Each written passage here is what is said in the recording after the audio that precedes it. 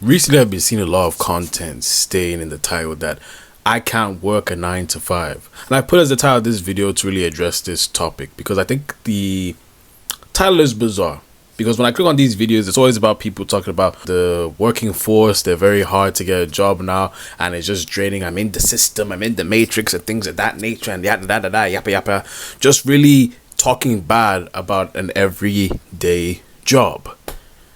However, here's the thing with a lot of these videos. They don't seem to understand or grasp the concept that when you are living real life and you have real responsibilities and real things to face, you're going to pick up any job. You don't care what it is, you're going to pick it up. And if you're not willing to pick up any job, then you don't deserve to be out of a 9 to 5. Here's why I say that. Because I think you have to be very entitled to be sat there saying that you cannot work 9 to 5 as if you're above it because your parents worked it. And I guarantee it, well, they didn't want to go to work many of those times, but they went to work because they knew, oh, well, I got to pay these bills. This kid isn't going to feed himself and things of that nature. Like, they went to do that 9 to 5 even though they didn't want to. And there are many 9 to 5 jobs, retail jobs that I've done that I really didn't want to do. Guys, I worked at this sports shop and like they made me mop the floor and clean the toilet afterwards as well, like because they didn't want to buy a cleaner, so they made me mop the floor. But it's like, I did that. And the thing I learned about humble beginnings, especially as a Christian, you've got to start from the bottom to get to the top.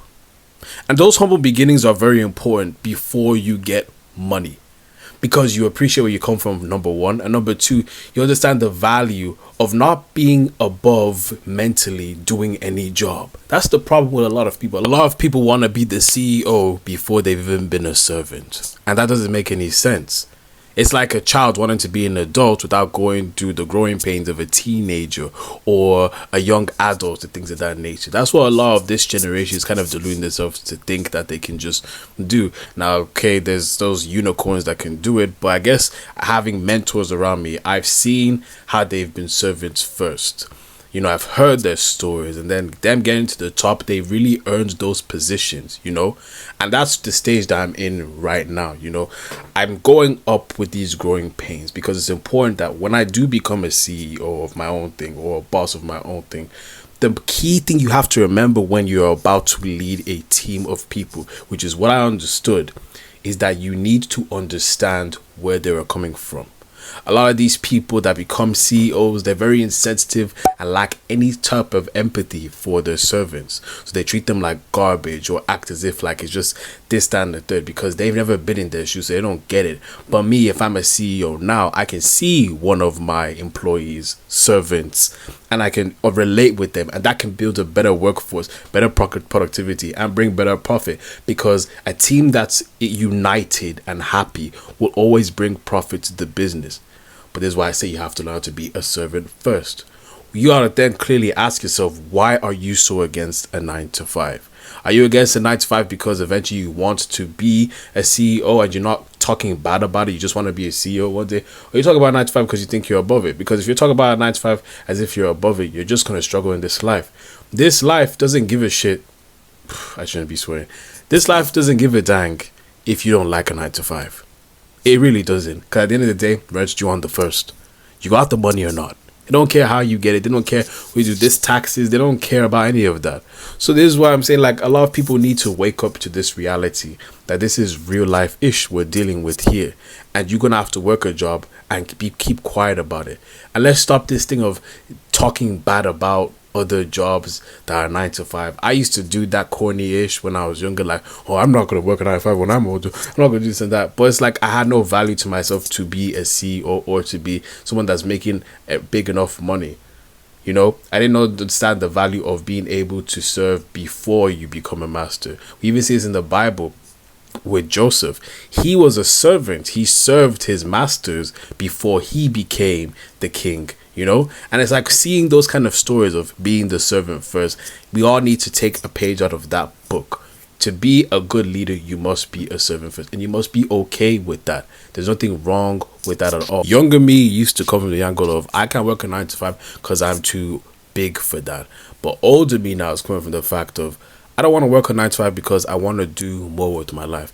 No, this on a 9 to 5 because I see that some people have no choice but to work there, and they need to work there. But that doesn't mean that I'm better than them because they do a 9 to 5. It's simply just a case of this is what I prefer eventually. But never, ever, ever should you ever think about dissing a 9 to 5, talking bad about a 9 to 5. Social media likes to make this facade like a 9 to 5 is a bad thing. A lot of us aren't going to escape the 9 to 5 or whatever it is, and that's okay, you know, so long as your job brings you money and you can provide and you can take care of yourself. Is that the whole point of it? As long as you're happy in it as well, I guess that counts as well. But let's just like be more nice about it.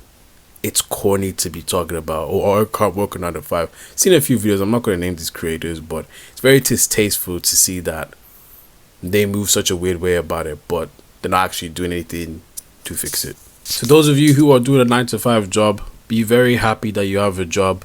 Know that you are doing a phenomenal, great duty to yourself and to whoever you're providing for, because you're taking responsibility of your bills, your life, you're taking control, and for that I commend you. I have nothing but respect for you. And for those of you who think that you're too big to get a 9 to 5 job because you're too big, the Bible says this in Proverbs 21 verses 25. Despite their desires, the lazy will come to ruin, for their hands refuse to work. There's some of you out there that say that you refuse to touch a 9 to 5 XYZ. Okay, see how far that gets you. Because I guarantee, even if you do make it to the point where you're a CEO or boss of your own kind, you're not going to treat your servants, employees very well. Me though, I know that when I'm a CEO and stuff like that, even if something's not my job and I'm the boss and stuff like that, if I need to mop the floor, I'm going to mop that floor. If I need to pick up trash, I'm going to pick up the trash. I don't give a damn just because I'm the CEO. I run a company. I don't run a slave camp. But a lot of you won't get that. That being said, my people, let's stand tall and march into God's will. God bless. Take care. God willing.